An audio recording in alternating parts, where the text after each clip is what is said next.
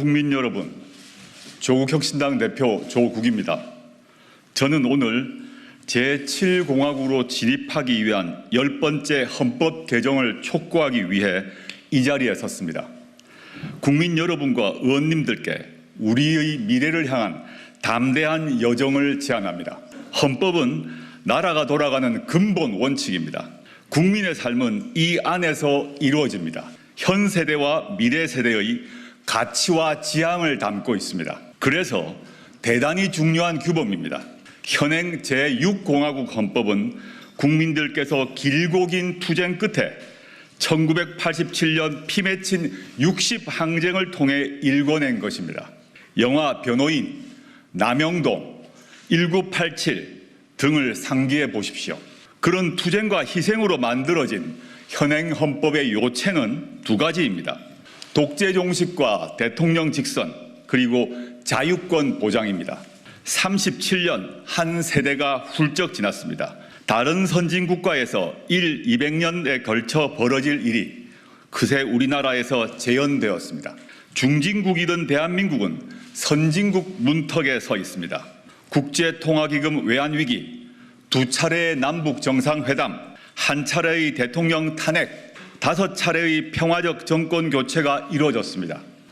정부 부재에 의한 사회적 참사가 잇따랐습니다. 국민은 이제 국가란 무엇인가? 국가의 존재 이유를 묻습니다. 권력이 군림하는 게 아니라 봉사해야 한다는 당연한 요구를 하고 있습니다. 겨우 연명할 정도가 아니라 사람답게 잘 살 수 있도록 국가가 보장해야 한다고 말씀하십니다. 이는 국가가 베푸는 시혜가 아니라 국민의 기본적 권리이어야 합니다. 이에 저는 22대 국회에 개헌특별위원회를 설치하자고 제안합니다. 개헌특위에서는 제7공화국 헌법을 논의하게 될 것입니다. 조국혁신당은 개헌안에 담고 싶은 것도 많고 준비도 충분히 했습니다. 그러나 조국혁신당은 오늘 제7공화국 개헌에 반드시 담아야 할 최소한의 개정사항 7가지를 다음과 같이 제시합니다. 첫째, 부마민주항쟁, 5.18 민주화운동, 60 민주항쟁을 헌법 전문에 수록합니다. 현행 헌법 전문은 3.1운동으로 건립된 대한민국 임시정부의 법통과 불의에 항거한 4.19 민주이념을 계승한다고 되어 있습니다. 이에 더하여 부마, 5.18, 60 정신의 계승을 헌법에 수록하는 일은 지극히 당연한 일입니다. 이들 운동과 항쟁은 정치적으로는 물론 법률적으로도 복권되어 국민의 마음에 뿌리 내린 바 있습니다. 7공화국 헌법 전문에 유구한 역사와 전통에 빛나는 우리 대한국민은 3.1운동으로 건립된 대한민국 임시정부의 법통과 불의에 항거한 4.19 혁명, 부마민주항쟁과 5.18 민주화운동, 60 항쟁의 민주 이념을 계승하고 라고 새겨야 합니다. 두 번째, 수도는 법률로 정한다는 조항을 신설합니다. 현행 헌법에는 수도 규정이 없습니다. 그러자 서울이 대한민국 수도인 것은 관습헌법이라고 헌법재판소가 결정했습니다. 이 때문에 지방 분권과 자치 발전을 위해 수도를 이전하려는 노력이 좌절됐습니다. 현재 지방 공동화를 넘어 지방 소멸 위기론이 나오는 지경입니다. 헌법에 새 규정을 넣어 법률로 이를 정하면 수도를 온전히 이전할 수 있게 됩니다. 세 번째, 대통령 5년 단임제를 4년 중임제로 바꿉니다. 1987년 헌법이 대통령 단임제를 채택한 이유는 딱 하나입니다. 독재 정권의 장기 집권을 막기 위해서였습니다.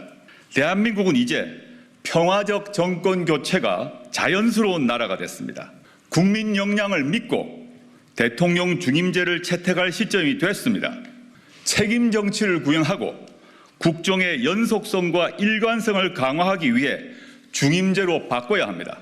그리하여 현행 대통령의 임기는 5년으로 하며 중임할 수 없다를 대통령의 임기는 4년으로 하되 연이어 선출되는 경우만 한 번 중임할 수 있다로 바꿔야 합니다.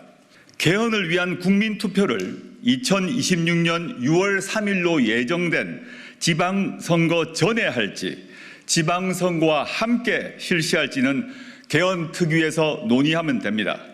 혁신당은 가능한 다음 지방선거 전에 국민투표를 실시하고 대통령 선거를 지방선거 때 함께 실시할 것을 요구합니다. 대선과 지방선거 시기를 맞춰 전국 단위 선거 횟수를 줄이면 그만큼 국력 낭비를 막을 수 있을 것입니다. 이를 위해 부칙 조항을 두어 현직 대통령 재임 기간을 조정할 수 있을 것입니다. 네 번째, 검사의 영장 신청권을 삭제합니다. 현행 헌법에 영장은 검사의 신청에 따라 법관이 발부하게 되어 있습니다. 검찰청은 법무부 외청에 불과하지만 준사법기관을 참칭하며 사실상 무소불위의 기소 권력을 누립니다. 통제도 거의 받지 않습니다. 해외에서도 일부 독재국가를 빼고 이처럼 강한 권능을 가진 검찰은 없습니다. 이로 인한 폐해는 자의적 수사와 기소권 남용을 넘어 검찰 독재 정권의 탄생으로 이어졌습니다. 이에 영장 신청권을 헌법에서 삭제하고 신청 주체를 법률로 정하도록 합니다. 현행 12조 3항과 16조의 검사의 신청에 의하여를 각각 고쳐 체포 구속이나 압수수색을 할 때는 적법한 절차에 따라 청구되고 법관이 발부한 영장을 제시하여야 한다와 사실 이에 더하여 현행 헌법 89조 16호에는 검찰총장이란 단어가 들어 있습니다. 추후 검찰청을 기소청으로 바꾸게 되면 바꿀 계획을 저희는 가지고 있는데 헌법이 바뀌지 않으면 검찰총장이란 단어를 유지해야 됩니다. 이런 점에서 추후 개헌특위에서 검찰총장이란 단어 역시 바꿔야 한다고 생각합니다.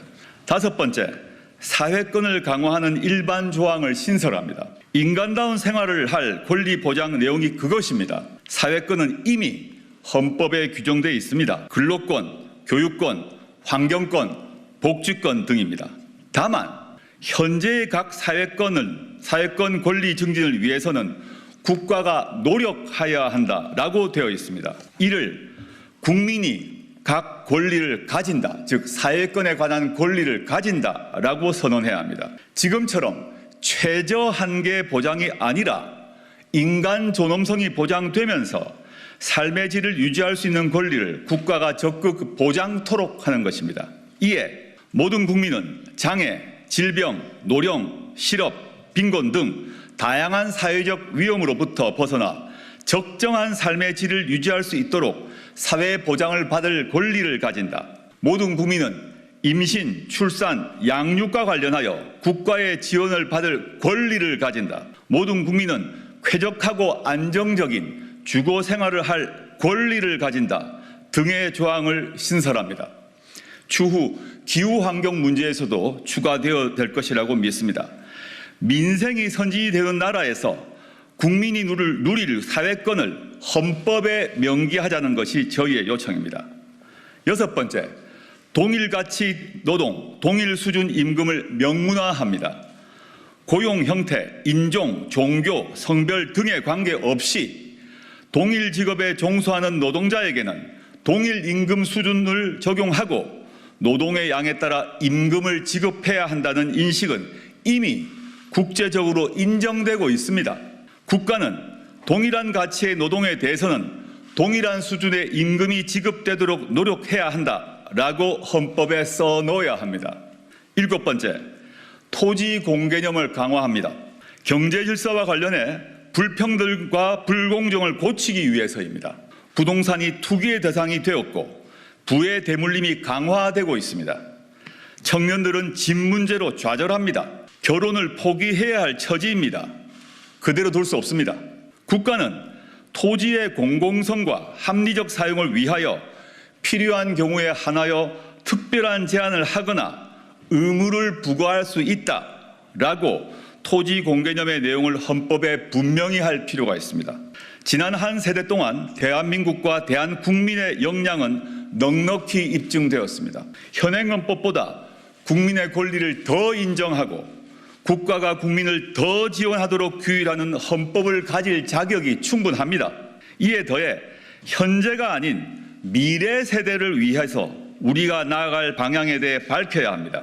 그러기 위해서 우리의 정치적 상상력을 최대치까지 뻗어보자고 요청합니다. 왜 안 되는지가 아니라 왜 해야 하는지를 논의합시다. 국민의 요구사항은 더 다양합니다. 잘 알고 있습니다. 향후 논의 과정에서 넣거나 빠질 것입니다. 저는 정치권과 국민이 참여하는 열띤 논의를 통해 결정될 것이라고 믿습니다. 우리 헌법 1조 2항은 대한민국의 주권은 국민에게 있고 모든 권력은 국민으로부터 나온다라고 돼 있기 때문입니다. 22대 국회가 열리면 국회와 국민 모두 개헌을 논의합시다. 감사합니다. 잠시 주목해 주시길 바랍니다. 구독자분들에게 특별한 선물을 준비했는데요. 제가 항상 여러분들께 강조드리는 말씀이 있습니다. 이슈와 뉴스만 꾸준히 챙겨보셔도 충분히 돈을 벌 수 있다고 말씀드리는데요. 여기 보이시는 채널의 영상을 보시면 어떤 생각이 드나요? 그냥 눈에 보이시는 뉴스와 영상만 보시고 아무 생각이 없으신가요? 그렇다면 저는 잘못된 것이라고 말씀드리고 싶습니다. 그 이유가 무엇이냐면 제가 8월 초에 뭐라고 말씀드렸나요? 지금은 바이오에 관심을 가져야 한다라고 뉴스만 보고 넘기지 마시고 투자를 직접적으로 생각해봐야 한다고 말씀드렸는데요. 이런 썸네일들과 영상을 통해서 충분히 구독자님들께도 전달이 되셨을 겁니다. 이런 바이오 이슈가 되었을 때 부자들은 어떻게 생각할까요? 바이오 관련주는 무엇이 있는지, 어떤 종목이 가장 좋을지, 어디에 투자해야 돈이 몰릴 수 있는지 자연스럽게 생각한다고 말씀드렸습니다. 지난번에 구독자분들과 함께하는 주식으로 수익 내기를 진행했었는데요. 100% 무료로 진행을 했고 이 사진을 보시면 아시겠지만 구독에는 문자 메시지를 남겨주신 모든 시청자분들께 이렇게 바이오 관련주 중에 가장 급등할 확률이 높은 딱 종목을 드렸습니다. 8월 13일에 우정바이오를 추천을 드렸습니다. 여기 나와 있는 사진을 보시면 정확히 얼마에 매수하고 어떤 종목을 사야 하는지, 어느 지점에 팔아야 하는지 이런 부분들까지 여러분들에게 정확히 알려드렸는데요. 실제로 많은 분들께서 수익을 보셨습니다. 오른쪽을 보시면 알겠지만 8월 13일에 우정바이오를 소개해드리고 나서 실제로 며칠이 지나지 않고 이렇게 주가가 상한가가 되었습니다. 당시에도 굉장히 많은 분들이 제가 드린 이 종목으로 수익을 내셨습니다. 지난번과 똑같이 구독이라는 문자를 보내주시면 이번에 이슈가 되고 있는 주식 중에 앞으로 대장주의 구실을 하면서 주가 가장 크게 상승할 한 종목을 시청자분들에게 문자로 종목명과 사고자 하는 시점을 모두 알려드리겠습니다. 이 영상을 보시고 계시는 시청분들 중에 종목이 궁금하다 하시는 분들은 남녀노소 시간 뗀 건 없이 이렇게 상담 번호를 항상 남겨놓고 있습니다. 전번호 010-5648-2209 똑같이 무료 급등 주식 문자를 보내드리겠습니다. 돈을 받는 것도 아니고 투자를 대신해드리는 것도 아니고 부담 없이 구독 문자 보내주시면 되십니다. 수익이 나신다면 구독과 좋아요 한 번씩